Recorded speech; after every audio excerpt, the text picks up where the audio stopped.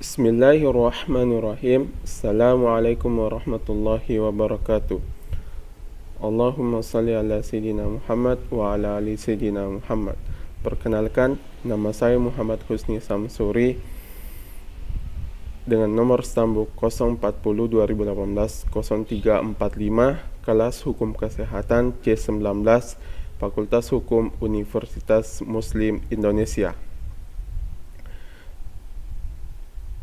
Untuk menindaklanjuti apa yang diberikan kepada kami yang terdapat di akun YouTube Janji Pak Janji Official, ada 5 bentuk tindak lanjut yang diberikan kepada kami. Yang pertama,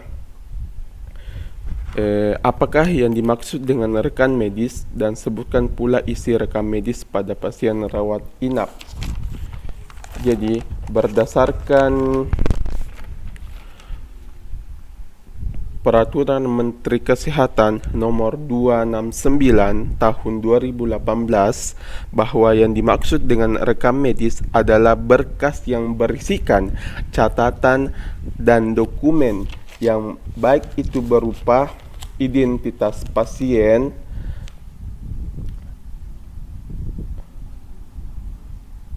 pemeriksaan kondisi dari pasien, proses pengobatan, ataupun hal-hal yang berkaitan dengan dalam dunia kesehatan sebagai tujuan untuk melihat bagaimana kondisi yang terjadi di lapangan. Kemudian isi rekam medis rawat inap itu terdiri dari 13 bagian. Yang pertama itu identitas pribadi, tanggal dan waktu, hasil analisis, hasil pemeriksaan fisik dan pemeriksaan penunjang, diagnosis, rencana penatalaksanaan, pengobatan dan atau tindakan, persetujuan tindakan bila diperlukan, catatan observasi klinik dan hasil pengobatan, ringkasan atau resume medis, dan yang terakhir nama dan tanda tangan dokter atau tenaga kesehatan yang memberikan pelayanan. Pelayanan lain yang diberikan untuk pasien sakit dan untuk pasien yang sakit gigi dilengkapi dengan odontoclinics. Kemudian soal nomor 2, yakni apakah hubungan antara transaksi terapeutik dan informed consent. Jadi apa hubungan antara transaksi terapeutik dan consent recommend, yaitu sama-sama bergerak di bidang kesehatan, yang memberikan pelayanan dan menimbulkan antara hak dan kewajiban, baik itu dari segi pasien ataupun dokter. Jadi ada hak dan kewajiban yang timbul dari pasien dan dokter.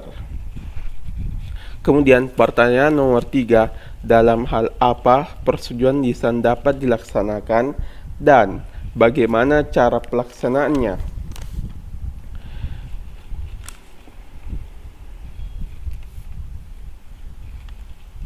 Jadi merujuk pada Peraturan Menteri Kesehatan Nomor 290 Tahun 2008, bahwa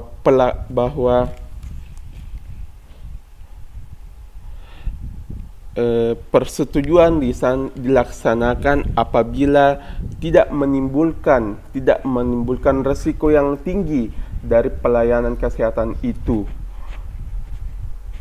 Terus lantas bagaimana pelaksanaannya? Nah, pelaksanaan persetujuan lisan itu terbagi menjadi 5 bagian. Yang pertama ini meyakinkan dengan perkataan. Jadi pelaksanaan tujuan lisan itu dia meyakinkan dengan dengan mengiyakan, dia mengiyakan dengan iya. Kemudian mengangkat kepala. Jadi salah satunya itu mengangkat kepala, dan kemudian yang ketiga itu mengkedipkan mata.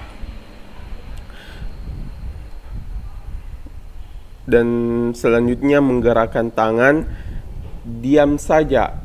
Diam di sini tidak diam saja, tetapi diam dan dia paham apa yang dia bicarakan. Jadi pelaksanaan transaksi lisan itu terjadi 5 tadi sudah dijelaskan. Kemudian yang terakhir, pada menit keberapa materi penjelasan tentang perjanjian tertulis, perjanjian lisan tanpa persetujuan, dan perluasan tindakan medis. Jadi yang pertama itu perjanjian tertulis itu dimulai pada menit keempat 56 detik. Perjanjian lisan dimulai pada menit ke-6 28 detik. Sedangkan untuk mengenai tanpa persetujuan itu dimulai pada menit ke-8 17 detik. Dan yang terakhir, tindakan medis, perluasan tindakan medis itu dimulai pada menit ke-16,22 detik. Demikian tindak lanjut mahasiswa yang diberikan kepada kami. Saya akhiri dengan ucapan wabillahi taufiq wal hidayah. Assalamualaikum warahmatullahi wabarakatuh.